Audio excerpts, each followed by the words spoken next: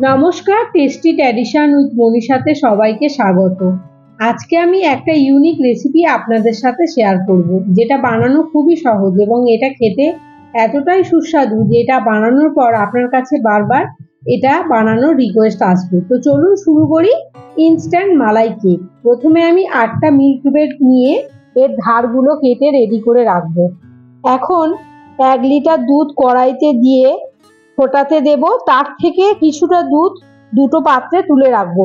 প্রথমে অল্প দুধে কেশর ভেজাবো এবং বেশি দুধে ভ্যানিলা ফ্লেভারের কাস্টার্ড পাউডার মিশিয়ে রাখবো। এবার ফুটন্ত দুধের মধ্যে কাস্টার্ডের মিশ্রণটা দিয়ে দুধটাকে ঘন করে নেব এবং এতে দুধে ভেজানো জাফরান ও এলাচ গুঁড়ো মিশিয়ে নেব, আর অল্প চিনিও মিশিয়ে নেব। নিয়ে মিশ্রণটা রেডি করে নেব এবং একে ঠান্ডা হতে দেব। এবার অপর একটি পাত্রে 250 ml ফ্রেশ ক্রিম নিয়ে ইলেকট্রিক বিটারে বিট করে নেব 2 থেকে 3 মিনিট। তারপরে এতে 200 ml মিঠাই মেড অথবা মিল্ক মেড দিয়ে বিট করব আবারও 2 থেকে 3 মিনিট। এখন একটা স্কোয়ার শেপের পাত্র নেব, তাতে পাউরুটিগুলো সাজিয়ে নিয়ে কাস্টার্ডের মিশ্রণ দেব। এর উপরে গ্রেট করা খোয়া, কাজু, আমন্ড ও পেস্তা ছড়িয়ে উপর থেকে দুধে গোলা কেশর দিয়ে একই রকম ভাবে দ্বিতীয় লেয়ারটাও সাজিয়ে নেব।